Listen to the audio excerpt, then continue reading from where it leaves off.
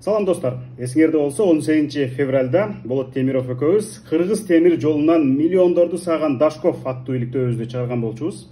Анда ушул темир жолдун ошондогу жетекчиси 176 миллион сомду, Кыргыз темир жолунун 176 миллион сомун кантип өзүнүн компанияларына тендер аркылуу өткөрүп жибергенин далилдеп, схемаларын ачып чыгарып берген болчубуз. Бийлик бул маселеге 3 айдан кийин көңүл бурду жана Дашков 18 майда кармалып, 19 майда сот аны үй камагына чыгарды, бирок мойнунда коррупция боюнча берене турат. Биз Дашков жоопко тартылып, мамлекеттин уурдалган миллиондору кайтат деген үмүтүбүз бар. Бул тапта биз иликтөөлөрдү дагы уланта бермекчибиз достор. Сиз Али Токтокунов Media Hub каналына жазылыңыз. Мынакей, ага жазылыш оп оңой эле.